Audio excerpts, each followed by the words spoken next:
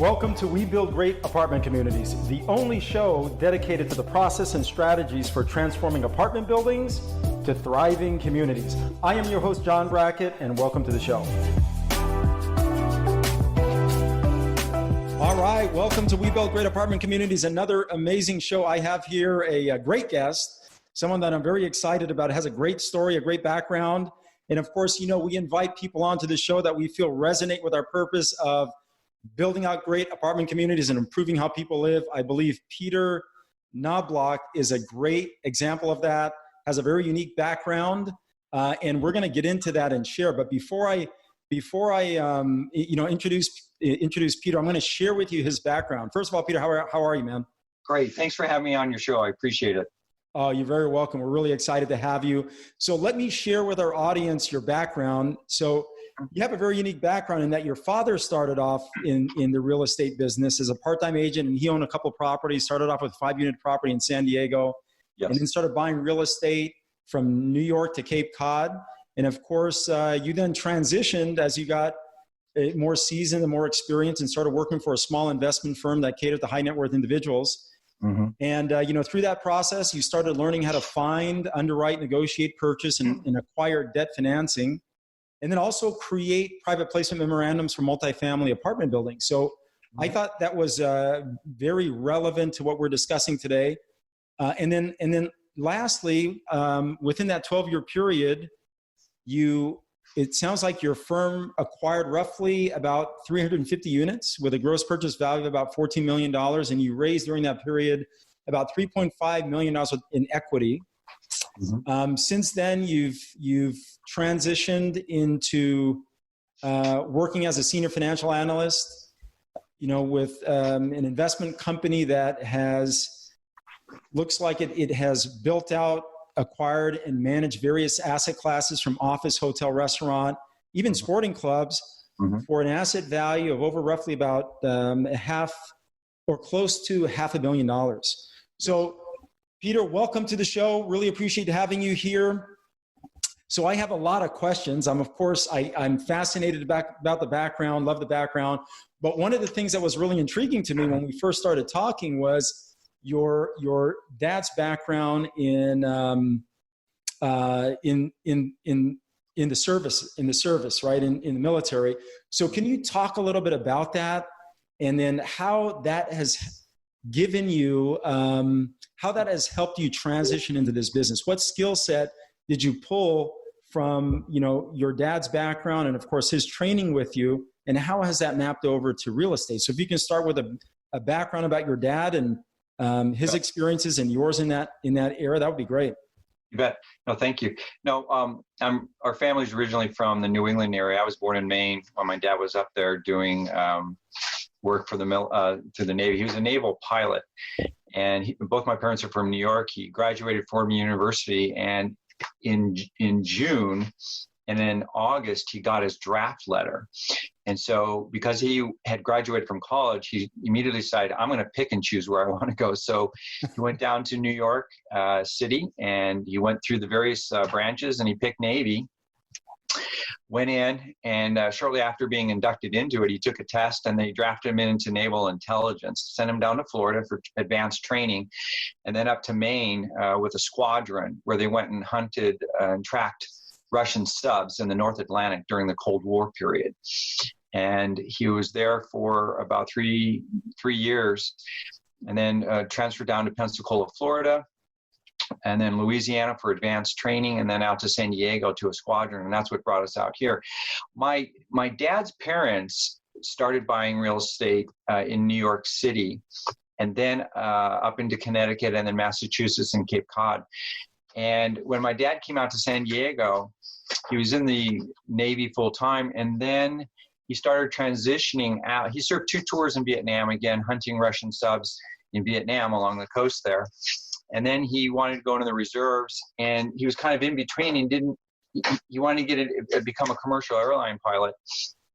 And so he got his real estate license. Interesting. And so he worked with the experience that he had with his parents and the commercial and residential properties that they had bought on the East Coast. He started doing that here in San Diego. And at one time, he basically had 3 jobs. He was doing reserves in the Navy. He got accepted as a pilot at PSA Airlines, which was acquired by US Air. And he was doing the real estate and teaching, and really was working very, very hard. My dad's always worked extremely hard, and that's been a great example to me. He's a very outgoing, very gregarious person, loved working with people and just being of great service. And so that had a real influence on me in that aspect. Sounds that way. But yeah. in my teenage years, he bought a 5-unit apartment building in Pacific Beach, and I helped him with the 3 T's, the tenants, toilets, and trash. I mowed the lawns, painted, did all the grunt work, so to speak, and learned a lot from him in that aspect. So it was a great influence. Well, awesome. I really appreciate the background and the summary. Now, what made you transition into real estate? I mean, with your background. Again, it was my dad's.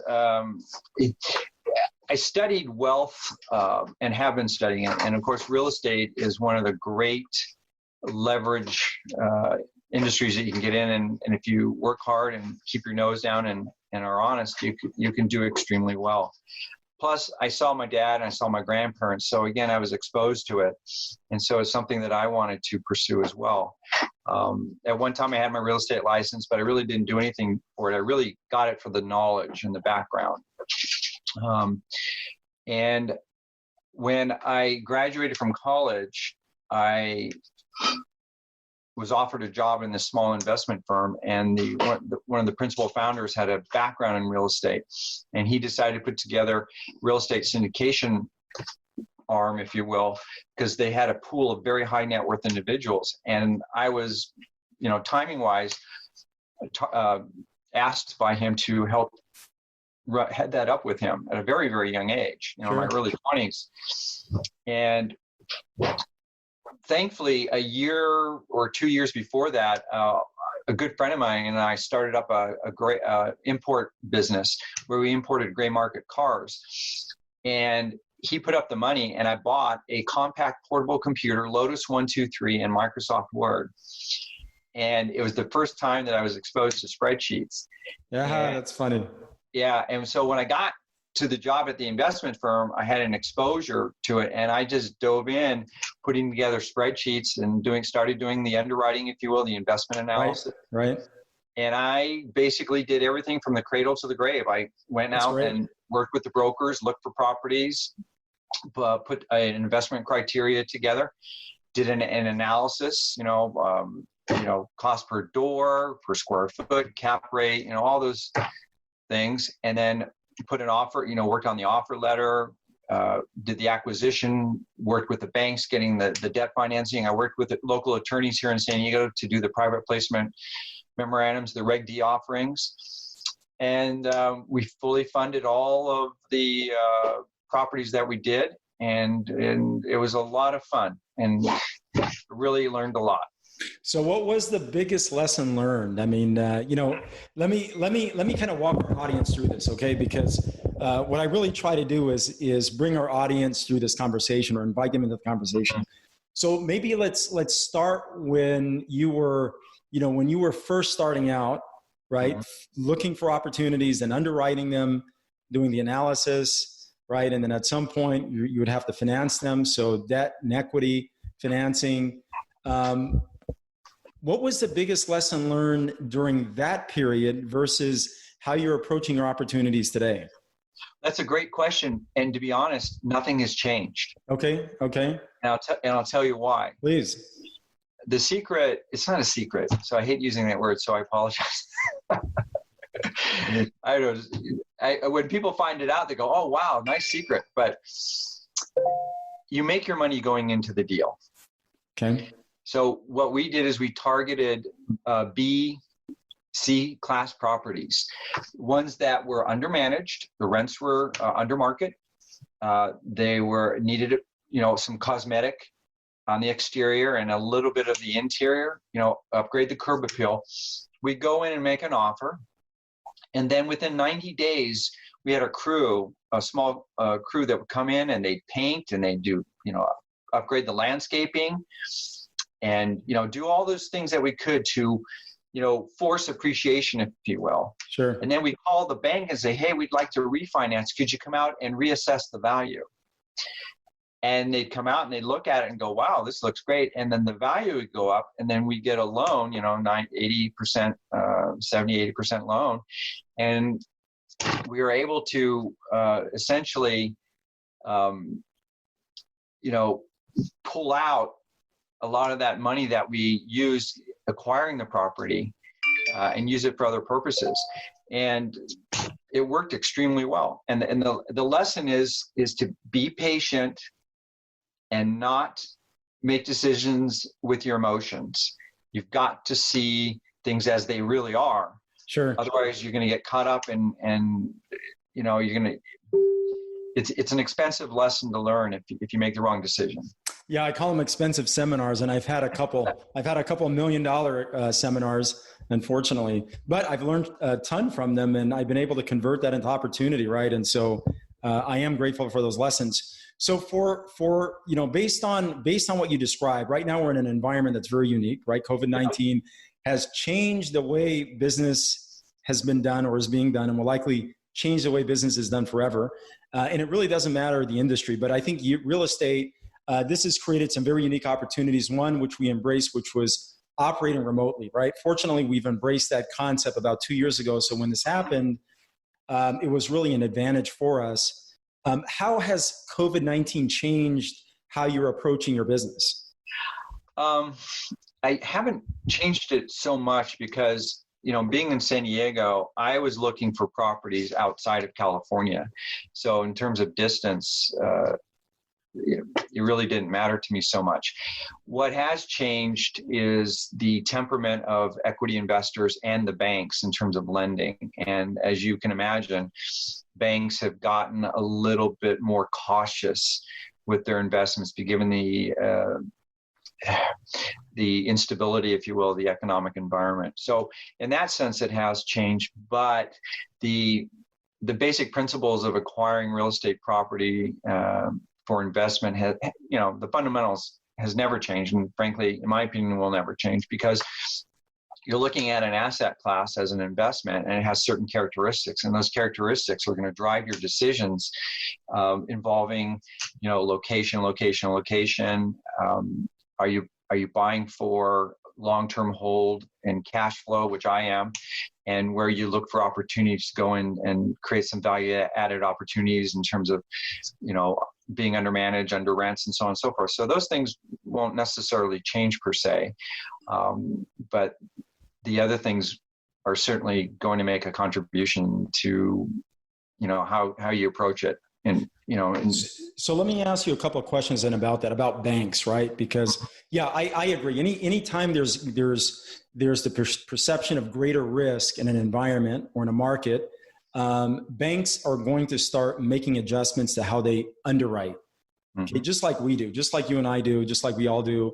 The other side of that too is you bring up another great point, which is investors. Anytime an investor, whether it be a bank or an equity investor, there's a greater perception of risk, then that capital becomes a little bit more expensive, right? Because of the association of greater risk with that money. Or the way to offset that is you place that money into investments that have more mitigants against that risk, right? So that have greater mitigating factors against that risk. So, here's the question: how are you seeing banks, or how have you seen banks adjust their guidelines to compensate for this greater perception of risk, or the fact that there's more instability in the marketplace?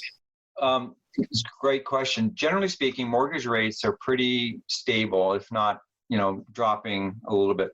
What they're doing is frankly scrutinizing the properties a little closer in terms of actual operating results, historical, and more closely on future projections, which are forecasting in terms of rents and valuations on property. I also do valuations, and basically the whole 9 years. So they're looking at that a little bit more carefully, getting out a few more microscopes, if you will, to take a closer look at it. Some banks, I can't remember the names of them, But some banks generally are asking for a little bit more money. With some banks that were at 80, 85% loan to value, they may be stepping down to 80, 75, even 70%, or they want more cash. That they're just taking a more defensive posture when it comes to the investment class real estate. So you have to take that into consideration. So I have to work a little harder in making sure that my underwriting, my analysis, and my forecasts are mitigate the risk. Basically I want to stack the deck in my favor as much as possible. And that translates to dealing with equity investors, limited partners, if you will.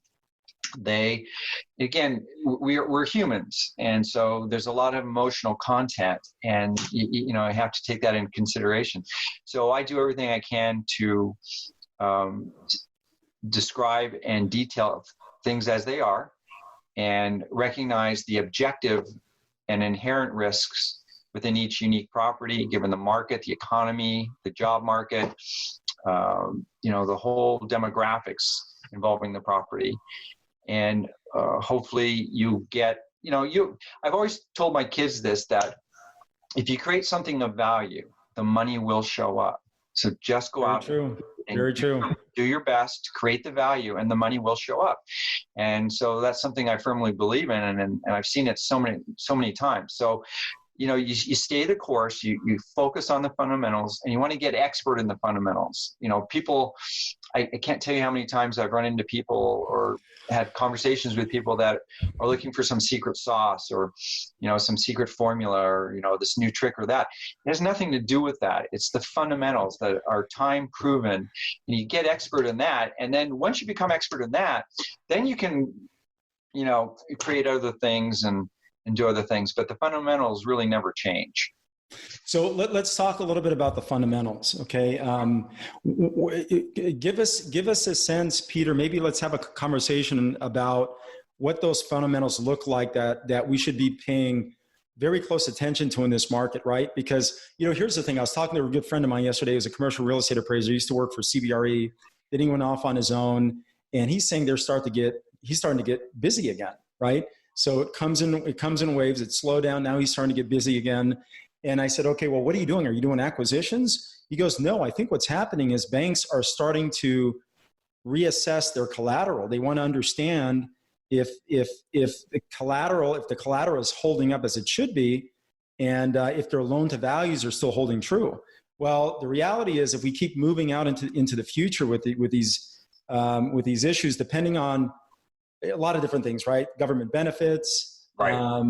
Section 8, the job market, right? A lot of things, a lot of uncertainty, which is why I can see them starting to approach and wanting to reassess their collateral. Now, that being, go ahead. Look what they've done with local governments have done with evictions. I mean, that is, that's new, right? So to speak. So that brings up a great point, right? So for our operators out there and our limited partners out there, okay, even folks looking to get into this business, what fundamentals are you really paying attention to right now in this market, considering just we're dealing with a lot of different moving parts, right? And what's really challenging right now, and what makes it difficult to really assess risk or to underwrite to risk right now, or to determine what the core issues are in a potential investment, or what the primary risk factors are, is that you have all of these different moving parts. And a lot of it right now, a lot of these moving parts are being subsidized by our tax dollars, right? By the government. So what fundamentals are you paying attention to, and should other operators pay attention to in this particular market, and maybe as we move forward over the next 6 months or so? Well, what I do is I look at the macro and microeconomic conditions that we're in right now. The macro being, what are the government policies? What's the general state of the economy throughout the United States? And as we obviously know, things are a little upside down right now. Then I pick my markets, and this falls into the heading of, you've got to create a mini business plan or an investment strategy. So you pick your markets and you decide ahead of time, so that you're not wasting your time and spinning your wheels and looking for the next little shiny object. You've got to decide ahead of time where you're going to, what demographic you're going to invest in and what kind of property you're going to look to. And notwithstanding the macroeconomic challenges that are existing, our country has been through worse times, and we will get through this. So you have to be patient, but don't give up. So what I did is I put together an investment criteria, and it involves an investment strategy. For example, mine is buy for cash flow, value add, buy and hold for 5-year, 10 period. I look for cash on cash return, cap rate, property characteristics, the age, and all the physical characteristics, occupancy rate, my deal size, and then of course I focus on the demographics, job diversity, unemployment, supply and demand, population, the age of the population, top employers and businesses. So you really have got to get specific and follow your investment strategy. Of course, you want to be flexible. I mean, my dad, who's an airline, is a pilot. He says, when you fly a commercial airline, it's off course 90% of the time. And it's kind of shocking to hear people as response when they go, wow, I'm off course 90%. Yeah, because you've got trade winds, weather, environment, turbulence. And so the pilot is up there making constant course corrections so that, right. You're starting at point A, you want to get to point B. And so by realizing that you're going to be making course corrections, but you're fundamentally staying, in the direction that you want to go. So, too often I meet with people that are just kind of loosey-goosey, and they really haven't taken the time to sit down and really focus on exactly what they want to do. And so what markets are you in right now, Peter? What markets are you focused on? Midwest, Southwest, some in the lower Southeast areas. Any particular states or submarkets? Well, the Kansas, Missouri, Texas, those types of states where for me, it makes sense that they cash flow, because I have a very specific investment criteria that it has to be a cash on cash of 10% or greater. And then on a levered property IRR, it's got to be 15% to the limited partners. And it's a buy and hold for a 5 to 10 year period. And B and C class. So there are a lot of great opportunities to add value. I don't rely on looking for appreciation over the years. It's where I can go in and inject value in to the greatest degree possible, while providing a fantastic environment for the tenants and people that want to rent there, and also making sure that the investors are pleased. Okay, great. So I'm gonna walk our audience through this. Okay, let me pick a scenario and let's kind of walk them through this. Mm-hmm. So fortunately, you have some unique experiences in that you started off you started off on the acquisition side. You kind of worked your way through the cycle, right, of an investment. And the cycle is the same no matter what type of product. Maybe it changes a little bit with ground up construction because you don't have a product that's finished yet. You have to build it out. Right. And I'm going through 2 projects right now like that in San Diego. One of them is about a 100-unit project near downtown, and the other is a 6-unit property near Cal State San Marcos, right? And so the dynamic is a little different. But now, we've broken this business down into, or our cycle looks like this, right? It's not including ground up construction. There's an acquisition phase, right? Then you have to finance a property. Then you manage it. And then of course, at some point you have to dispose of it, right? So we have broken our business down into those quadrants, and we create processes in those 4 particular areas, technically 5. So the other one that we've added on over the years, which you kind of mentioned, is you have to run a business, right? And we break that down into a quadrant that we call customer service. Okay. So we actually add that quadrant on there, and it's really learning how to run a great operation and doing that with great service. So inside of those 5 quadrants, which of the 5 do you think are undervalued the most? Or which of the 5 do you feel is undervalued the most? Whether in this business or based on what your experiences have kind of shown you over the years? Well, I appreciate your question. And I guess the way that I want to answer it is that at the end of the day, why are you doing what you're doing? I mean, you have to answer that question. And of course, the question is, you want to make money, but the fact is you're providing a service. So for me, it's customer service. I mean, your investors are your customers, your tenants are your customers. It's providing the absolute best service that you can to the people that you serve. And I don't know if it's undervalued per se, but I'd like to say it's the most important out of everything there. I mean, what's the point of going in and building or acquiring a property if you're not going to provide the best service to your end user? I mean, people involved in real estate, they're providing shelter. They're providing families and homes. I mean, people in the airline industry, say, yeah, I fly an airplane. No, you don't. You move people from one location to another. And you want to do it in the safest, most comfortable way.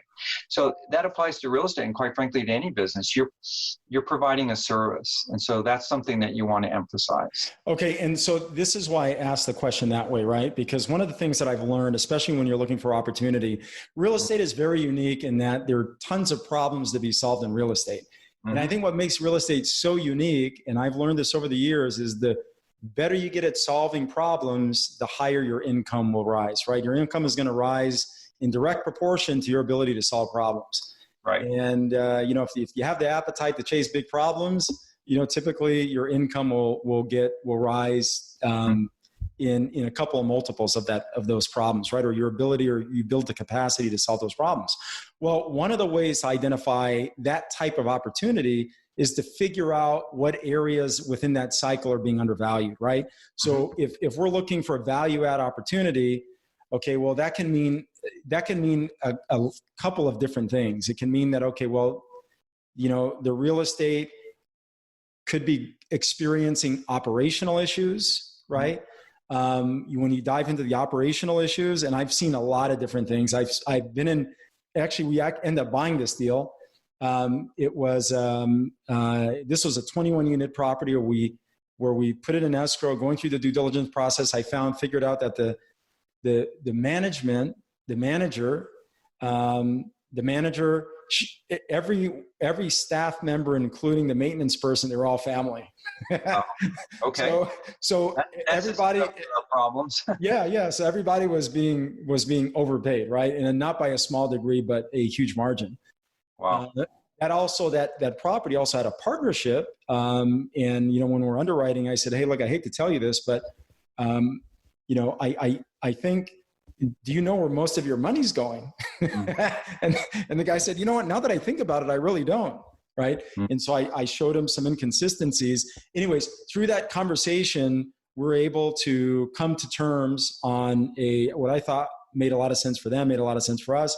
And we're able to close, and we still have that in our portfolio today. Great investment, very profitable.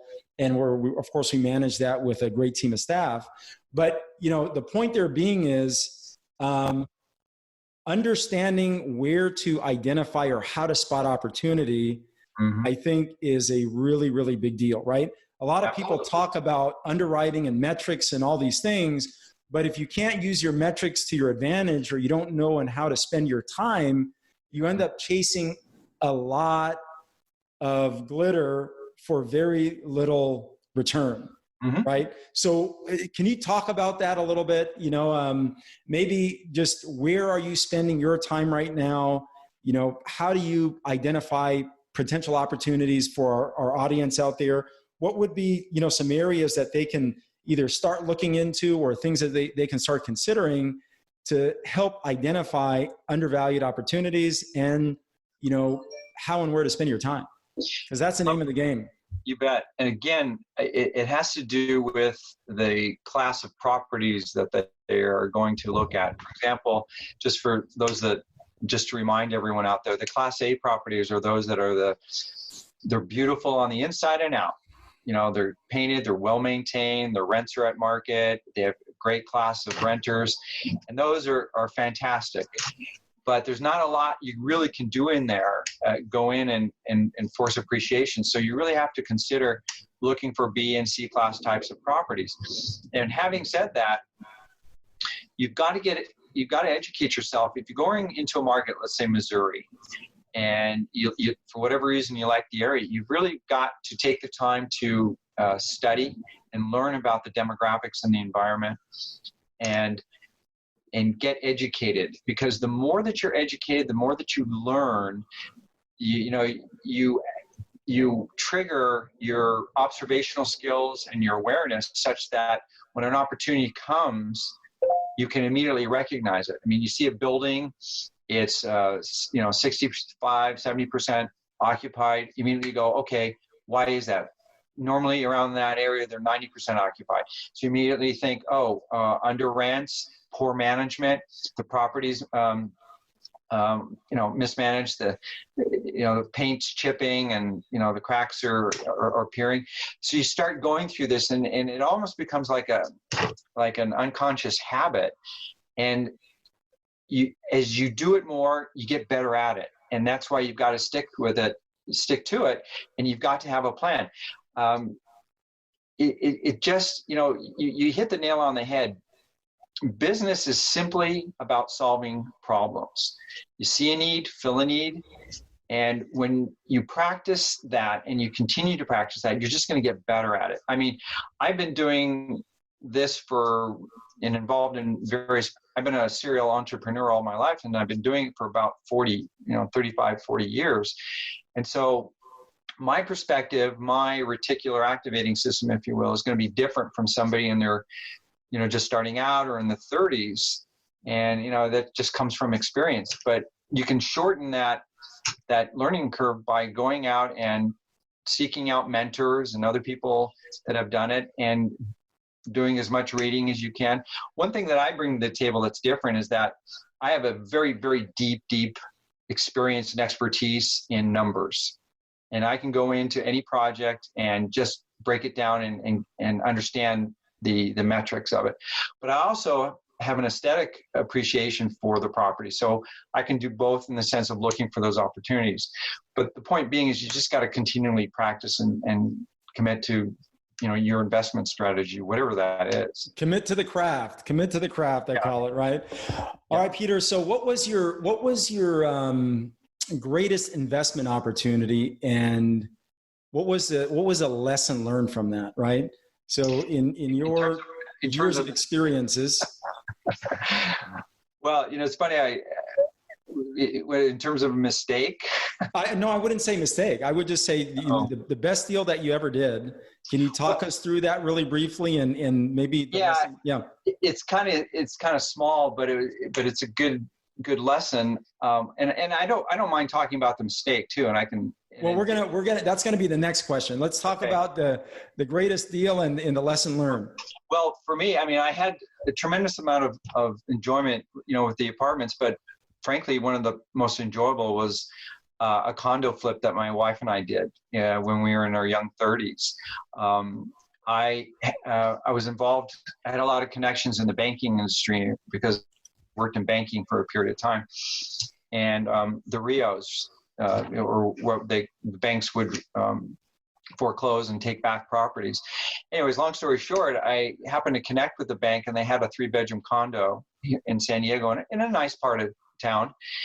And it was a pit. It was a drug den. It was a mess. And they're asking $65,000 for it. And I went and took a look at it. And I offered $50,000. Long story short, we went back and forth a few times, and I acquired it at $50,000. And because I used to build and do construction with my dad in the summers, I saw in a vision of what it could look like. And right. My wife has a great eye for interior design and decorating. And we bought it, and we went in and we gutted it. And over a period of about 9 to 10 months, we rehabbed it. New kitchen, new toilets, bathrooms, carpet, walls. I put in molding, the whole 9 yards. And then about a year and a half later, we sold it for about $150,000. And it was a fun experience. Really enjoyed it. So what was the big lesson learned from that? Because I think here's the opportunity in any business, but especially in real estate, right? is if as long as you can pull a lesson out of pretty much everything you do in this business, every single day for that matter, you accelerate your learning, right? So people always make the comment that, hey, John, how is it that you guys are able to move through either these projects so quickly or pivot so fast, or you're able to assemble your team so quickly or make a right or a left just as fast, right? The comment is, well, it's really about learning very quickly. You have to learn how to learn. You have to be a great learner. If there's any secret in this business has no secret in terms of fundamentals, right? Fundamentally, acquiring apartment buildings, acquiring commercial real estate, the same fundamentals, okay? The process is the same. The asset class may vary, but the process is the same. But if there's ever a secret that could accelerate you in this business, is you have to learn how to learn. And one of the ways to do that is find ways to pull a lesson out of every interaction, just like this one, okay? Or whether it be your contractor, your team, and you have to find ways to pull learning lessons out of everything that you do, and then get really good at prioritizing what those lessons are so that you can accelerate your ability to implement, right? We learn so that we can implement more effectively, but also know what to implement. And so that's why I ask these questions the way that I do, is to give our audience a sense of what to spend their time and energy on. That's the big win in this business, right? Is what do I spend my time and energy on so that I increase my chance of success, right? Okay, so now let's talk about I call them expensive seminars. You know, your greatest mistake. What have you done in this business that end up turning into an expensive seminar? Well, I want to say that I'm very, very grateful that I have not had any expensive real estate investment expenses or mistakes or failures. I've been very, very fortunate in that, because over the years I've become extremely rigorous. The mistake, or I should say the unfortunate incident, if you will, is when I was in commercial real estate, and we were building commercial buildings, mixed use, multi-use, and I had a friend whose father had built a commercial office building here in San Diego, and I'm not going to name names or locations, but it was a very, very unique building. And he came to me one day and said, hey, we're having trouble getting a takeout loan. We had a construction loan on it, and we needed to convert it to a conventional loan.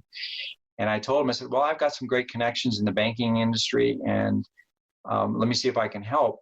And long story short, I went and did a due diligence. I did an investment. I looked at all the numbers, and I said, yeah, I can get this done.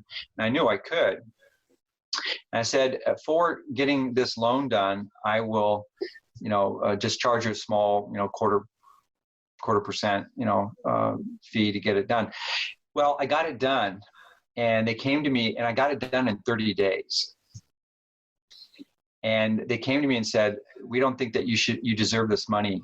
Why would we pay you this amount of money? And it was like $40,000 or $50,000. Oh yeah, of course. It was a sizable loan. Well, why do you deserve this money now that you've actually did all the work for us? Exactly. How dare you, Peter? How dare you demand that we pay you after you perform? Exactly.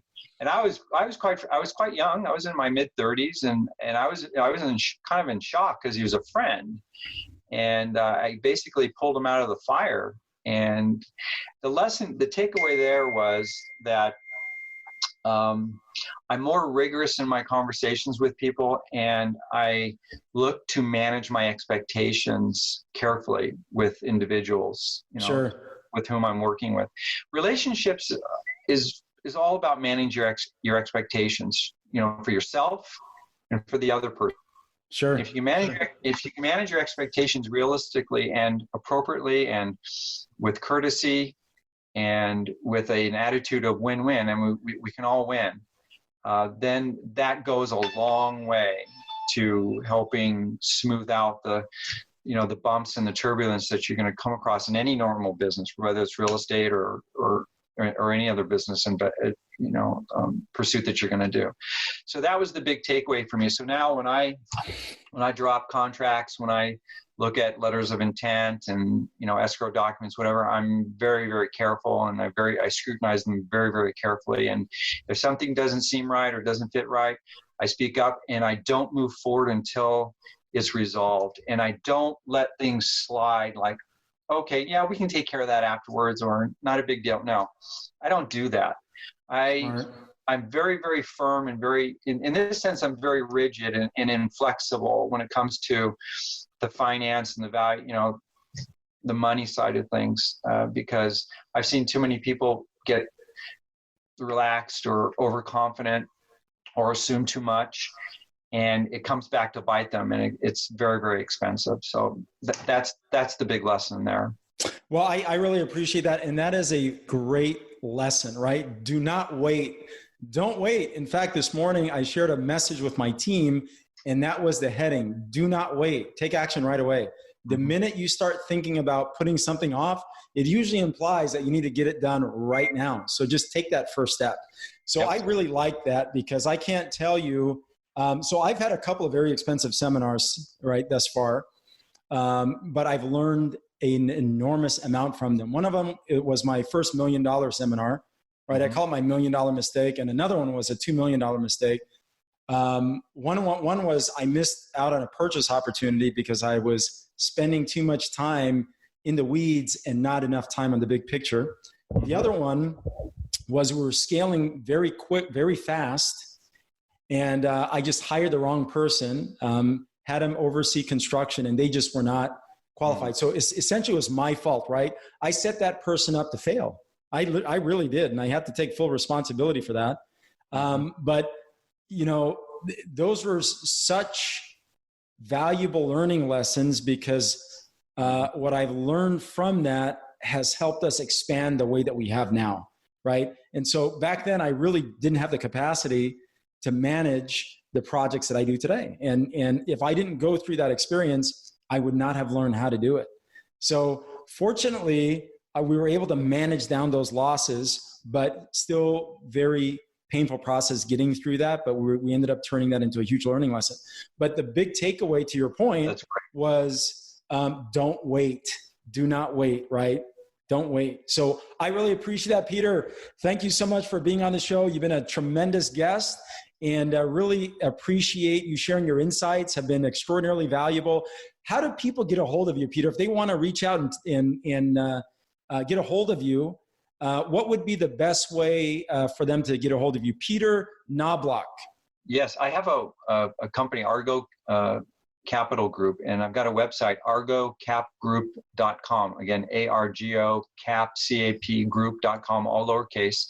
It's my website. You can go and take a look, and I've got my contact information there. And I'd be happy to be of service and help in any way that I can. Sounds great, bud. So I'm going to summarize for our audience, our guests. So, inside of the world of real estate, we have tons of opportunity.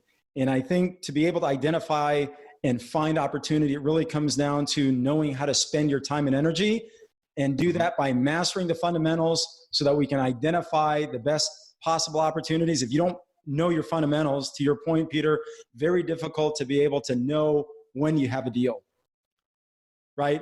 So being able to master those fundamentals and know when you have a deal is crucial to moving to the next step of making an acquisition and moving yourself into the pasture land of success and positive cash flow, right? Or passive cash flow, I should say. Is there still such a term, Peter? Oh, absolutely. Yes, there is, relatively speaking. It depends on who's looking. Or who's managing, right? Or who's managing, yeah. Exactly. Well, hey, but I really appreciate you being on. You've been a tremendous guest. Really enjoy having you, and look forward to connecting here in the near future. Thank you very much. That'd be great. Thanks for having me on your show. I appreciate it. Very welcome.